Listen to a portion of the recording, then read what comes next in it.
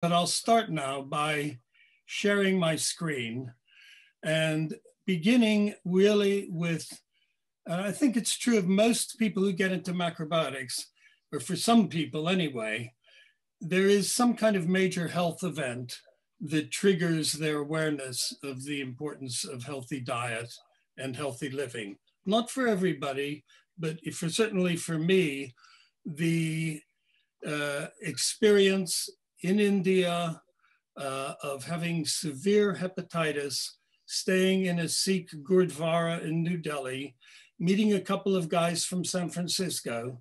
I had drugs, cocaine that I'd bought from a street dentist in Karachi, eating opium from Quetta. I gave it to them because I didn't want any of that crap. I just didn't feel well enough, and it wasn't really that interesting anyway.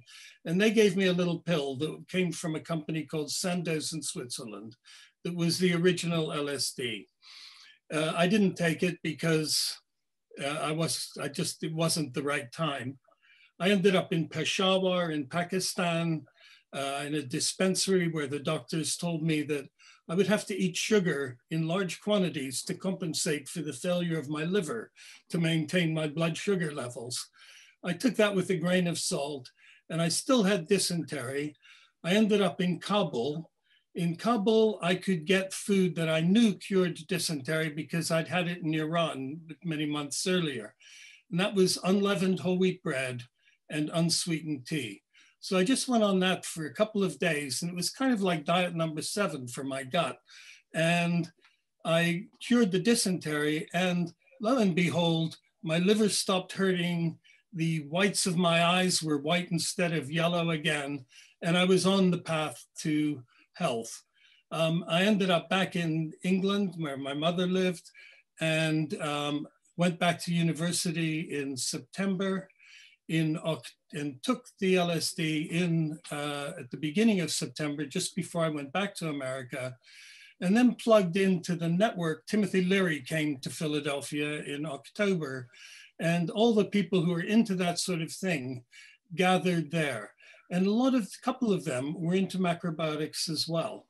And that was kind of the beginning for me. So I'm going to switch on to the screen now, if I can.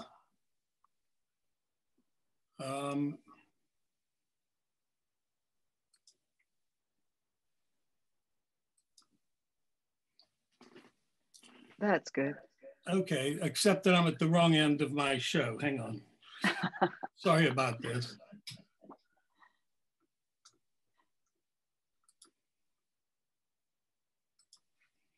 So that was me. Wow. Before I became macrobiotic, but when I was on the mend anyway. And I had gone to the Paradox restaurant in New York in February of '66. And at that moment, I realized that actually I didn't want to go and join the Peace Corps after I graduated from university. I wanted to open a macrobiotic restaurant in London, just like the Paradox, which was in the East Village in New York, Michel Abessera's restaurant, and they had free tea and great macrobiotic food. So I came back to London. I started by importing books from the Ohsawa Foundation in Los Angeles and selling them in a few different bookshops, including Indica, which was owned by a guy called Barry Miles and Paul McCartney. And the book sold okay. And that was the beginning. Then a club opened in London called the UFO Club. And I knew the people who were opening it. And I said, why don't you do macrobiotic food?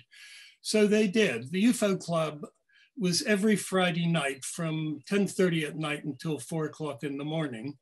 The band that played there was this Pink Floyd or the Soft Machine. It was the first time the Pink Floyd had played to that kind of size of audience. And there was food, but when you went to get the food, it was brown rice rissoles and falafel. And then me and a lady called Jill Doyle and a few other friends would explain to people how sugar was bad for you, and whole grains were good for you, and how when you were taking acid, you didn't want to eat bad food because it would give you a bad trip, particularly if you ate too much sugar. And so that created enough of a group of people that in February of '66, I opened a little restaurant in the basement of a place called Center House, which did radionics, yoga. It was the first kind of new agey type place in London. And so it was a natural fit for us to be there. Yoko Ono was a regular customer. People, as you can see, had to sign that they weren't in possession of any illegal goods because that protected me if we got into trouble. And Yoko signed a book at the bottom there. She understood macrobiotics from living in Japan. And she and her husband, Tony Cox at the time, were regular customers. I was still in the fashion business. I had imported the first Afghan coats and kaftans. And also I worked with a guy called Aidan Kelly who dyed silk, and we sold it to boutiques in the King's Road. In fact, the Beatles wore my Afghan coats inside out on the cover of Magical Mystery Tour, but it was them buying the coats that set off the craze. Then I ran into problems. I was American. I couldn't get a work permit. And in the end, I had to go back to America. There's more to that story, but I won't bore you with the details. I lived in a commune in Philadelphia, and we would have 2 meal sessions a day. So I would organize the macrobiotic food for half the people in the commune, and then a couple who lived there for the defiant meat and junk food eaters. They would have their meal after we'd cleaned up the kitchen from ours. And that was typical of a lot of communes across the country, that people didn't all want to eat this weird food. But there was a song that came out in the summer of love, in summer of '67, called Soul Pad. I don't know if this is going to work, but.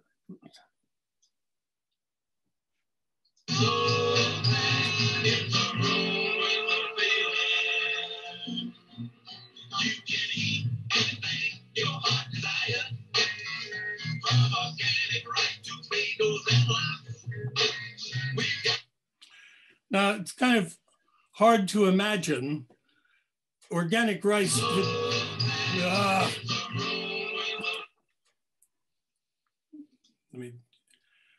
Yeah, organic rice was just barely, the first California organic rice was just out. So that was right on the button. Odd that it was the Coasters, but it captured in that song what it was like living in a hippie commune in the mid '60s. While I was in America, my brother Gregory opened the restaurant and also produced a little magazine called Harmony from the same address. We called the company Yin Yang Limited. And because we didn't want to just call it Macrobiotics Limited, but that was the name of the company. The restaurant, Seed, as in seed of the future way of eating, was almost instantly popular. People sat around circular tables with cushions on the floor in one room, so they got to know each other, whether they wanted to or not. And in the other room, we had conventional tables and chairs. But it gave people in that sort of world who came from all over, and it was one of the areas where people socialized and got to know one another. Gregory also featured in a magazine called Fiesta that was a bit of a racy magazine, but it told the story about what we were doing, and he's there with a lot of macrobiotic food in front of him. The menu was called Tomorrow's You. So you are what you eat. And it had the usual brown rice and tempura and the basic foods. You could have an umeboshi plum for 9 pence, which is 4.5, about 4 euro cents now, but obviously prices have gone up. And there was a little restaurant on the side that Gregory opened later. And I had come back by now and sorted out all my problems. And Sprout was kind of the first tempura bar in London.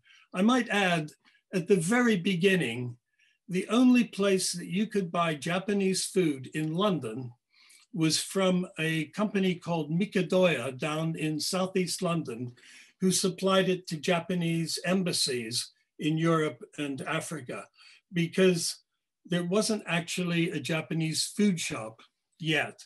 Now, of course, they're everywhere. And I want to just sort of now follow how the hippie philosophy, where it came from. And you've mostly heard of Hoofland. He wrote a book called Macrobiotic, Das Kunst des Lebensleben, Langleben, The Art of Prolonging Life. He studied Chinese alchemy and the Tao. Chinese alchemy was very much about immortality, or at least longevity. Ohsawa read his work and visited his descendant in 1958 and used the word macrobiotic to describe what he was doing. The Hooflandist movement in Germany still goes strong. There's still a Hoofland clinic. He was not absolutely vegetarian, but he said you should keep your meat consumption to a minimum, eat as little as possible consistent with health and survival. And he was a close friend of Hahnemann, who invented homeopathy, and he was Goethe's doctor. And the Hooflandist movement, well, Rudolf Steiner also was a huge fan of Hoofland. And the Hoofland movement led in the 1920s and even earlier to what were called Naturmensch, or nature boys. And these were people who would go and live in caves in Switzerland during the summer and eat raw food and run around naked, barefoot. And when Hitler was on the move, a lot of them thought, I'm out of here. And they headed off to Southern California and Florida. So the ones and mostly in Southern California, and they lived in Topanga Canyon near Malibu, when it was really wild country and you could run around naked and bathe in springs and that sort of thing. And one of the nature boys was a guy called Eden Achbez. He always spelt it without the uppercase letters. And he wrote a song called Nature Boy about being a nature boy and the philosophy. And it was a very short and simple song. And he left it at with somebody who worked with Nat King Cole, the singer. And Nat King Cole got in touch with him and said, I'm making a record out of this song, and I need to set you up for the royalties. Well, the song went to #1 in the charts for 8 weeks in 1947. It was on the charts for about 17 weeks. And the final line was, the greatest thing you'll ever learn is just to love and be loved in return. Well, he wanted to change it. He said, that's too much of a deal. There's no deal in love, you just give it. And he wanted to just change it to, the greatest thing you'll ever learn is just to love. Well, that rang a little bell with me. And I looked up something that George Ohsawa wrote. To love is to give and not to take in return. You'd think these two guys had sat down and had a conversation. It's so almost word for word. And, and again, Ohsawa just said, to give is to be a creator. You don't need anything back. I remember sitting on the King's Road in 1967 in a bar called the Picasso, a coffee bar. And the record shop next door suddenly blasted something out on the speakers. And we all got up and went in and bought the single immediately. It was called All You Need Is Love.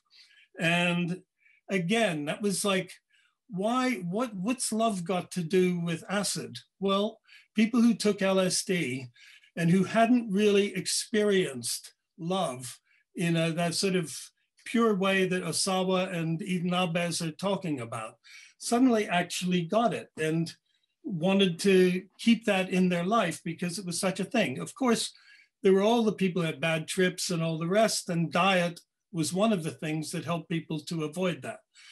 The flip side of All You Need Is Love was Baby, You're a Rich Man. And how does it feel to be one of the beautiful people? And and he said, you're a rich man too. You keep all your money in a big brown bag inside a zoo, which refers to John Lennon keeping his LSD out of his house, hiding it in Regent's Park Zoo, in Regent's Park, near where he lived in St. John's Wood. But again, it was a lifestyle thing that was driven by the psychedelic experience. John Lennon came to the restaurant on a regular basis and was a huge fan of Gregory, but also of the magazine Harmony that he published.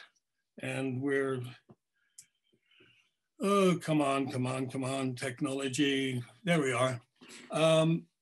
He did this little cartoon for Gregory, which shows him reading Harmony magazine, and then him and Yoko floating on the clouds, going from being slow and vegetarian to, fast and thin and macrobiotic, and signed off with love, for the benefit of the macrobiotic experience. That's the actual magazine Harmony. That's issue number 1. And there were only 3 issues, but it pretty much got the macrobiotic message out to people. We had a shop originally near Portobello Road. It's probably the first shop that ever had Macrobiotic actually on the storefront panel. Macrobiotic series, health foods. And that's Gian, who was the Italian who was the manager at the time. We created there were other people then started opening shops like that, hippies.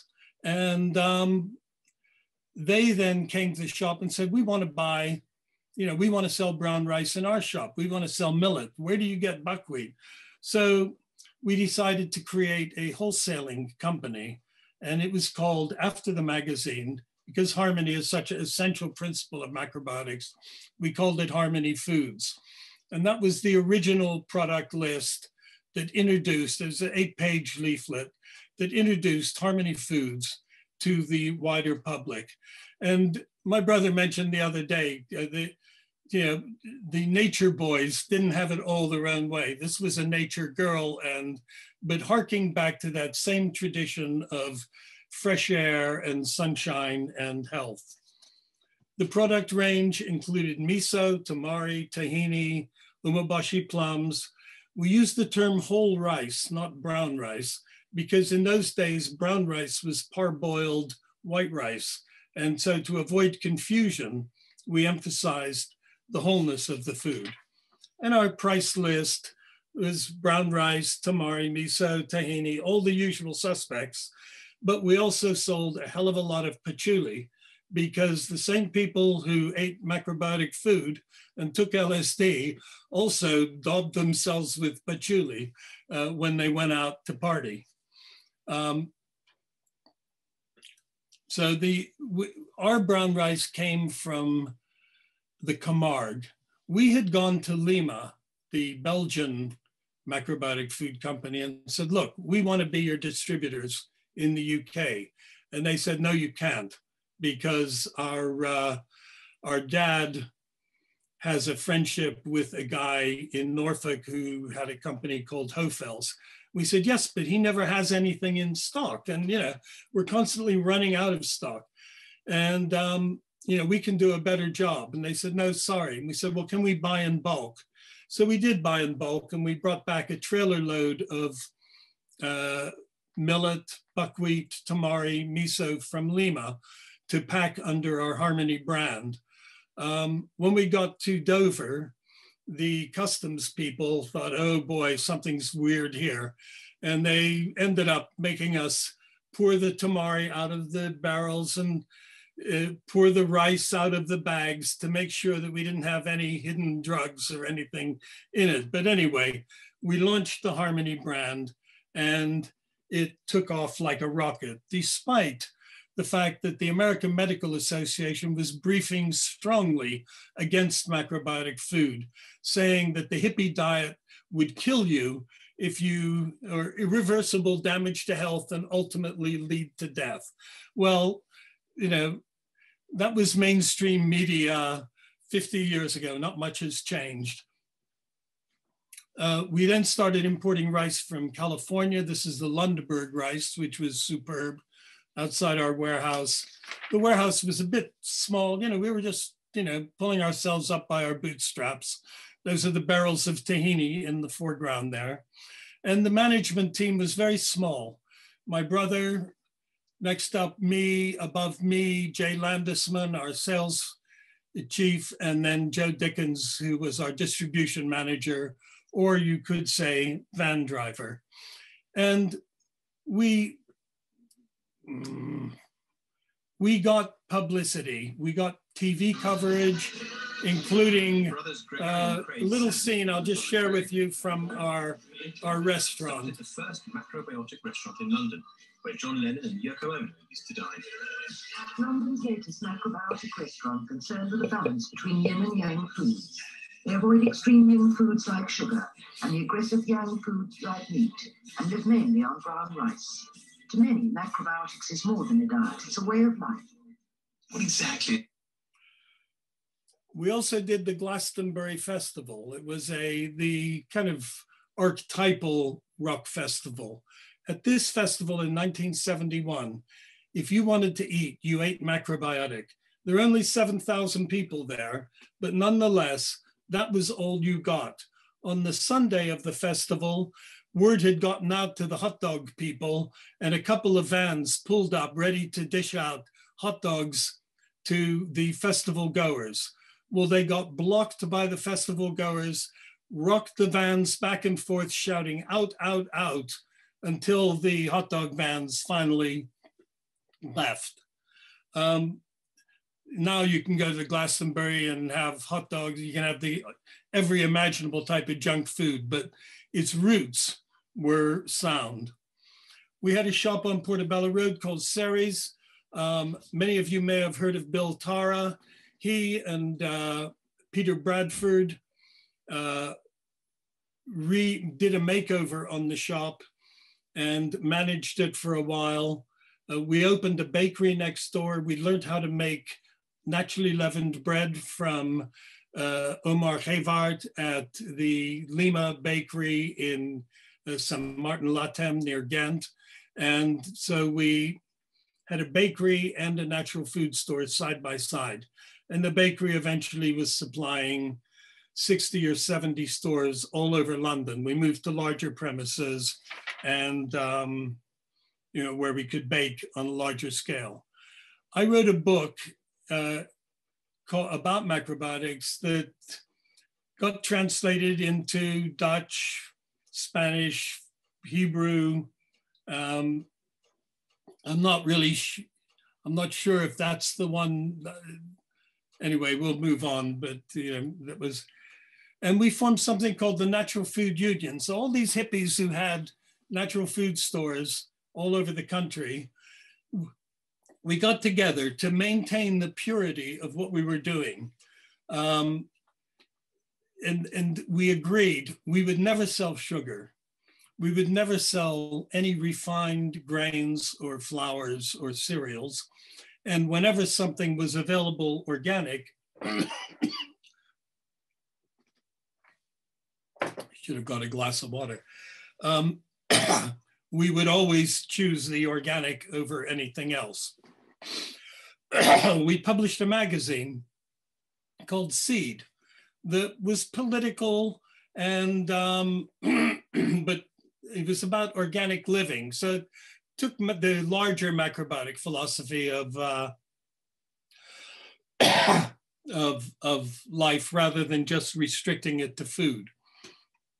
When Miso Kushi came to London, Gregory produced an issue dedicated to Miso that became a collector's item in Boston, but really kind of captured the kind of popularized the idea of macrobiotics as well. We moved to bigger and bigger warehouses. That was the team sitting on sacks. You can see the organic brown rice down below.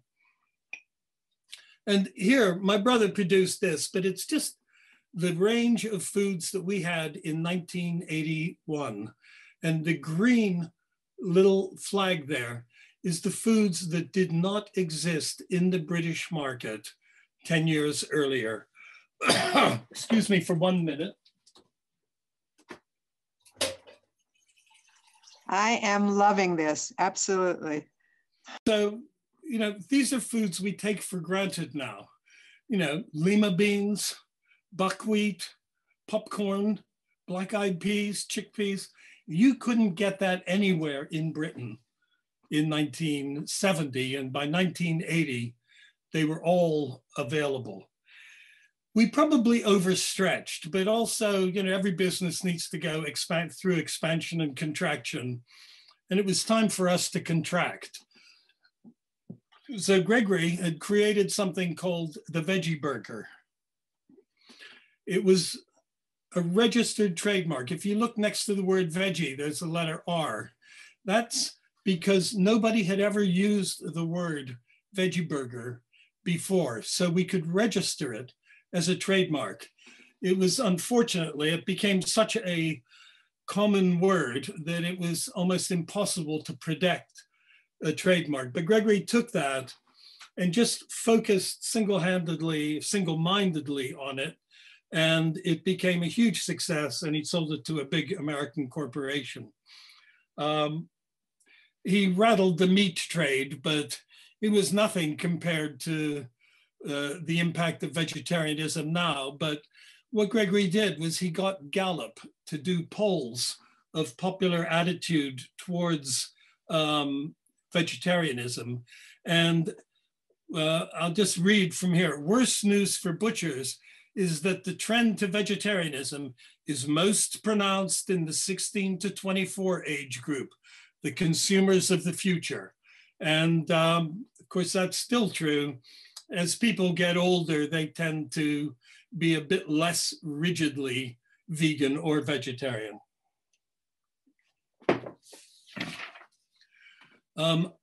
I retained the rest of the business, but shrank it down dramatically, concentrating on our best-selling products, which included peanut butter. And we also did jam. And this brings me now to a discussion about sugar. Michel Montagnac wrote a book called Dine Out and Lose Weight back in the late 80s. There was a guide to how you could eat in fancy restaurants and still keep your figure and your health. And he really introduced the idea of glycemic index, which measures not how much sugar is in something, but what that sugar does when it goes into you. So white bread, for example, actually has a bigger impact on you than sugar, sort of pound for pound, because it digests so quickly and it turns into glucose. And glucose is the sugar that we have in our blood. The other sucrose, the fructose, which is the other half of sucrose, doesn't go into your bloodstream. It goes into your liver and gets turned into glycogen, and then it can be turned into glucose later, but it doesn't have that immediate impact. So earlier, Mika talked about giving her kids apple juice and watering it down. Apple juice is very high in fructose. So in terms of a glycemic index, glucose is 100, brown rice syrup is 98, apple juice is 41. And the other factor is that apple juice tastes sweeter than glucose. Fructose tastes sweeter. So it's a complicated message, because in macrobiotics, brown rice syrup somehow became the sweetener of choice because it came from brown rice and it was organic. So therefore it had to be okay. But in terms of what it does to you that you want to avoid with sugar, it wasn't quite there. So we produced a range of jams called, well, let me just go back here. So sugar, if sugar is 100, fructose, which is half of sugar, is much sweeter. Glucose, not so sweet. So when you have brown rice syrup, which is pure glucose, you're getting quite a negative, you have to eat a lot of it to get the same perception of sweetness. We produced a range of jams. I hope Gregory doesn't mind me saying this, but we were Harmony Foods, which was nice and macrobiotic. We had Whole Earth as a brand that we thought if we sell to supermarkets, we might need a different brand so we don't upset the health food shops. But in the end, we used that brand for the jams, which were less macrobiotic than the brown rice and the millet and the tamari. They had half the sugar of regular jams, but they tasted just as sweet because the apple juice had a higher fructose content. So we got away with it and they sold really well. They were incredibly popular all over Europe and the US. And then the law came in and said, you can't call that jam because it hasn't got 65% sugar in it. It was 38% because the apple juice did the job with much less. So we went to court and we ended up having to appeal. We were found guilty. Then we appealed and the Daily Mail covered it, said health food firm gets out of a jam. But basically we were allowed to carry on to call it jam. The EU then stepped in to stop this nonsense and published a list of 16 different sweeteners that were permitted in jam, and including things like sugar syrup with not more than 1.5% sulfur dioxide preservative. But they specifically excluded fruit juice from a jam being a jam ingredient. So in the end, I gave up and we had to call it pure fruit spread. In 1991, I was approached by some people who were working with farmers in Togo in West Africa, growing cocoa beans. My brother had been a fan of something called Bendix Sporting and Military Chocolate, which was about 45% cocoa solids. I had seen a much stronger chocolate in Barcelona, in Madrid. And so I just thought, well, I wonder if we could make a 70% chocolate. And I asked the guy who got in touch with me, can you make a 70% chocolate? And he sent the samples. My girlfriend tasted it and said, you have to do this. And I thought, well, but it's got sugar in it. And you just cannot make chocolate with apple juice or brown rice syrup or anything. It needs that dry, crystalline material. But as I pointed out back here, if you look, dark chocolate has a glycemic index of 22. That's less than half brown rice, and you don't eat as much of it. So I kind of wrestled with my conscience briefly, and then we came up with the name Green and Blacks. I went down to my computer and printed out a rough label, and a few months later, we had a product called Green and Blacks, organic dark chocolate, 70% cocoa solids. It was the first organic chocolate, the first 70% chocolate, the first chocolate that wasn't ashamed of how we got the cocoa beans. We even went further. On the back of the pack, we said, ample evidence exists that consumption of sugar can increase the likelihood of tooth decay, obesity, and obesity-related health problems.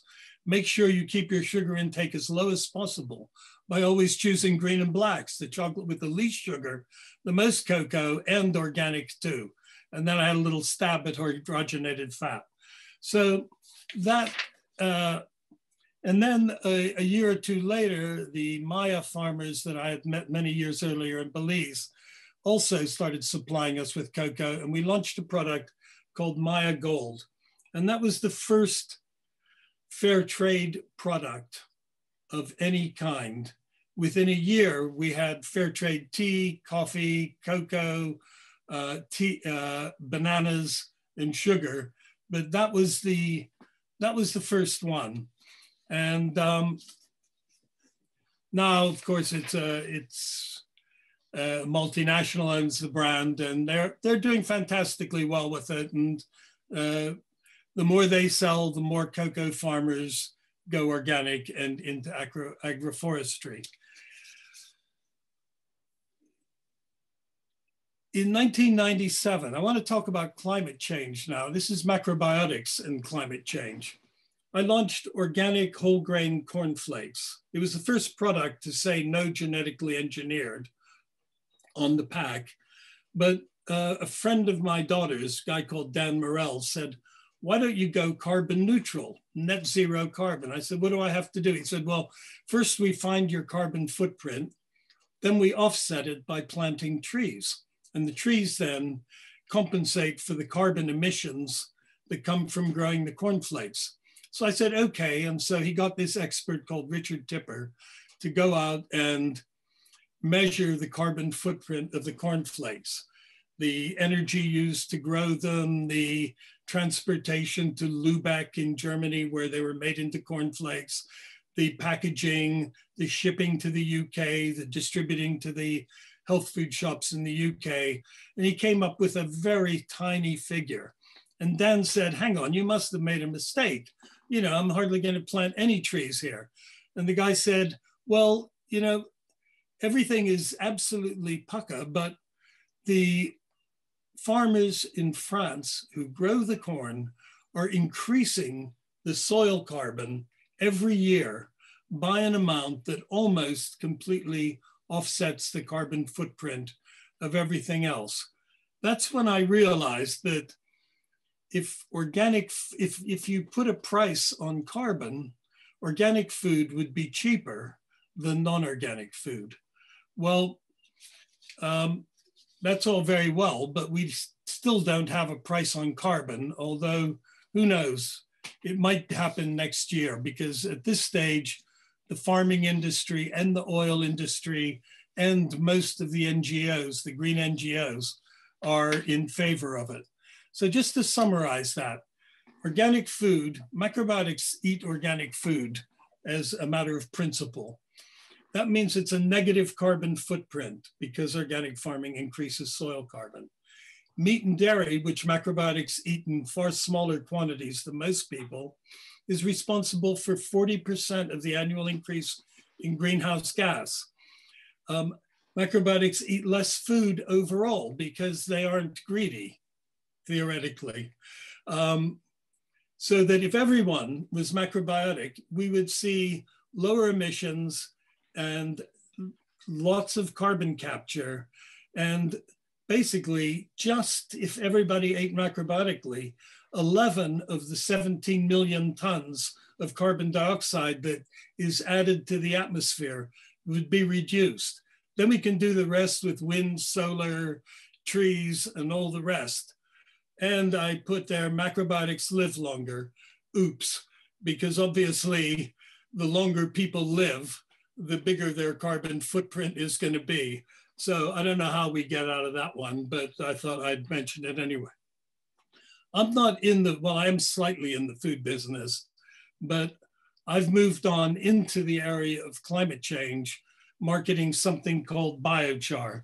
Biochar is ground up charcoal, and it does for the soil what charcoal tablets do for the gut, which is to create the happiest, healthiest, most harmonious population of soil, fungi, and bacteria that you could possibly hope for. The company's called Carbon Gold, and the biochar increases microbiological populations, and it doesn't break down in the soil, so it delivers long-term carbon sequestration.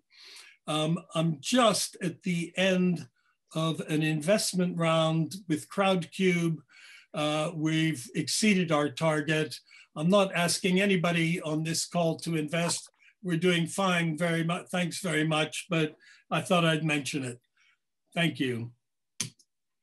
Now let's see how I get back into the real world. Oh, there we are. Bravo. Wonderful. Well done. Oh my God, that's 45 minutes. So do we have any time for conversation? I thought that should be half an hour. So I will offer our viewers, if you want to take a break, we have 15 minutes till our next talk. If you don't, we can keep on going until the top of the hour. And I want to ask the first question. So chocolate. So chocolate with sugar. Is that what you're saying is low glycemic index? Chocolate with sugar. Remember, the chocolate is 30% sugar. 70% chocolate is. Of that, half is fructose and half is glucose. So you only count the glucose half. So it gets quite low. The 85% chocolate has a glycemic index of 11, which is even lower. And of course, don't ask about the milk chocolate, you know, that had to happen. A supermarket chain said, if you don't do milk chocolate, we're going to drop your whole line and get our organic chocolate from somebody who give us a complete range. But yes, it is 30. That is the glycemic index of 70% chocolate is 22, less than half. How about with sweetened with sugar alcohols? Yeah, you could use sorbitol or erythritol. Right. People are looking at that. Mm-hmm. Yeah, because that then drops it even more. Right. Okay. Thank you. So how do we get the carbon gold? Where are you? Israel. That's Clara, is it? Okay.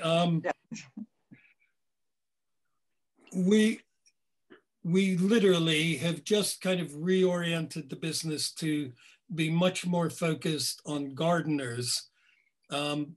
Commercial growers still are really wedded to fungicides and chemical fertilizers. And, you know, using it, even the Dutch growers that we've supplied, it adds like between 1/10 and 1/5 of a euro cent to the cost of a tomato.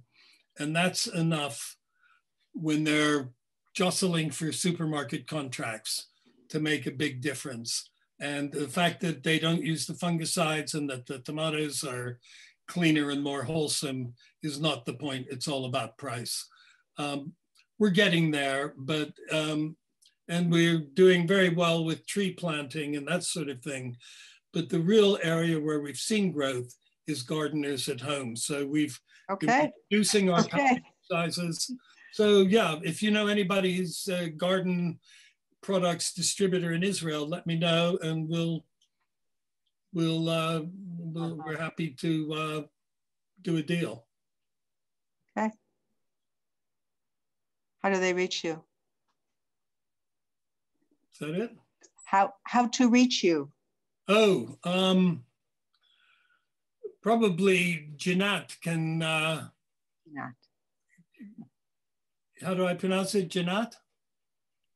With a hard G, like guitar. Ginat. Yes. Well, Ginat could, or just Craig at carbongold.com.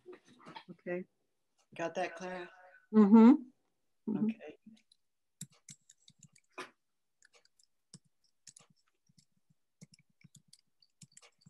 I got it. Oh, I wrote that to Jill. Hold on. Do you have any links or anything that people could read online about it? About Carbon Gold? Yes. Yeah. www.carbongold.com. So this makes sense.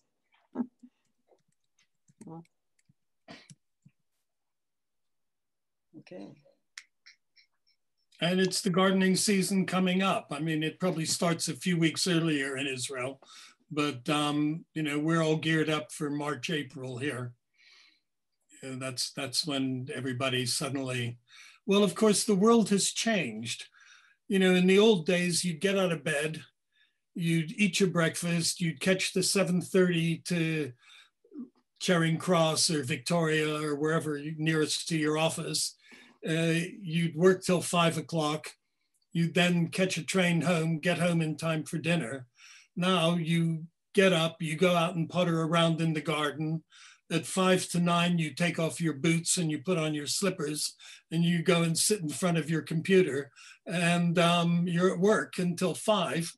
And then you just take off your slippers, put your boots on, and you're back in the garden 2 minutes later. It's so gardening is something people love to do. And now suddenly, because of this huge change from commuting to an office to networking from home, you know, people have a lot more time to garden, and inevitably that means their expenditure is going to shift towards garden products rather than train fares and that sort of thing. That's the hope anyway, we'll see. It reminded me I left my worms outside. You left your what? My worms. I have a worm factory. You know, vermicompost? Yep. We all our products contain it. We get worm casts. Actually, we get them now from somebody in Holland. The person in England who is supplying us. Occasionally, we get weed seeds that would go through the worm but would still germinate. And so, yeah, but these Dutch people somehow it's the cleanest worm poo you can get, and yeah, so it's got all the fungi and bacteria and then we add mycorrhizae, trichoderma, and seaweed just to. It's a great product. I'm totally proud of it. So we do have a question. How do you see Macrobiotic as having changed? And do you have a sense of the direction it's taking? Do you have 2 mics on? Yes, I know. Let me see who I can mute here. Maybe like that's better. Thanks. So the question then, how do you see macrobiotics changing and developing? I think, you know, when we registered the name Yin Yang Limited, I thought, yes, you know, because by 1970 or 71, that's going to be the killer brand name because, you know, everybody's going to understand yin and yang and macrobiotics and da-da-da-da-da. Well, you know, my brother used to say, we could see the future, but we were looking through the wrong end of the telescope. So it seemed much closer than it really was. And I'm afraid that's, you know, I've learned lessons. Well, I haven't learned the lesson because I still carry on thinking everything's going to, when things are so obvious that people would take action on it sooner rather than later. Having said that, I think that the coronavirus could be one of the best things that ever happened for macrobiotics and for that kind of, it's certainly as far as diet and health is concerned, because people are realizing this, everybody's reading the data, and the data says, if you're diabetic, if you have heart disease, if you're on antihypertensive medication, in other words, all the sorts of things that a macrobiotic isn't likely to be, you are in that group that is extremely vulnerable. And that connection between diet and health is just going to grow and grow. Organic food sales have never been higher than they are now.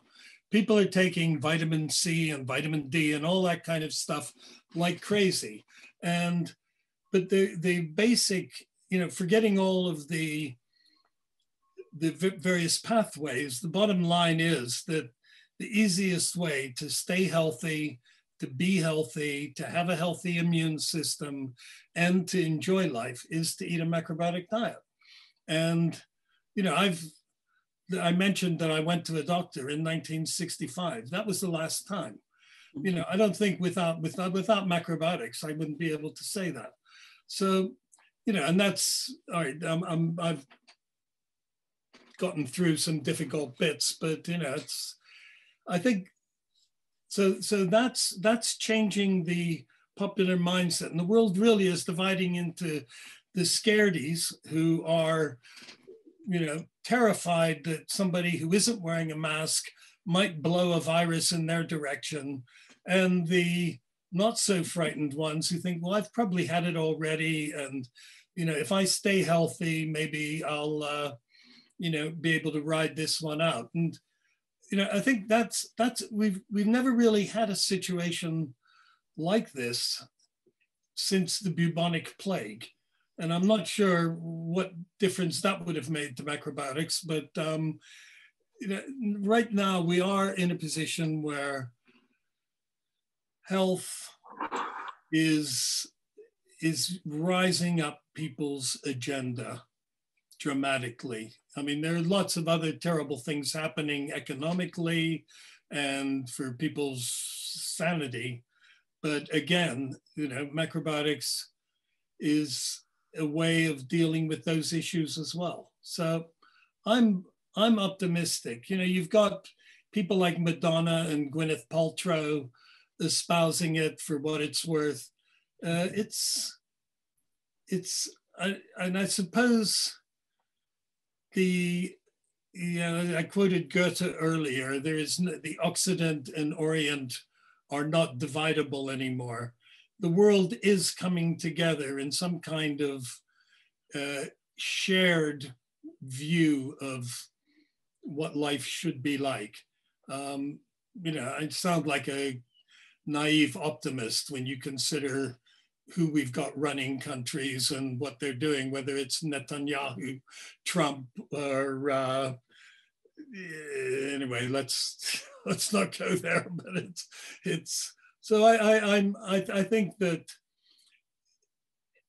if it's called macrobiotics, it's probably going to be a more general view. But everything that, you know, you had in Ohsawa's book in 1965, researchers are discovering every day, you know, umeboshi plums, you know, now we know about gut flora. We begin to understand some of this stuff that wasn't so clear before. I don't know, does anybody else have an opinion? I wonder if Greg has any 2 cents to add. No. Unmute myself. I think the change is it's massively moved into the community. And I never thought that things like umeboshi plums, I never even thought miso, I thought that was a bit arcane to ever break through the barrier to people knowing about it. For me, one of the payoffs of all the years of work that we did together is to be able to go into a local supermarket and buy organic products that I used to have to import, you know, 5 or 10 tons of something, you know, partly just to have on my own table. And now we can buy it. It sort of moved. And, you know, the health movement, as Craig just pointed out in the beginning of the lecture, has been going back to the 18th and 19th centuries. And yet it never really broke through to the mainstream until today. And the spearhead of that breakthrough was macrobiotic products, because they brought an alternative to the Western diet, made it available to people for the first time.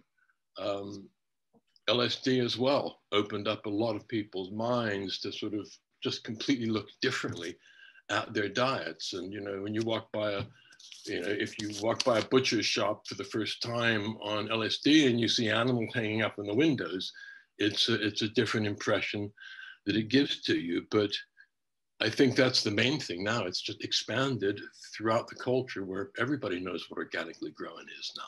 Yeah. It's a massive change.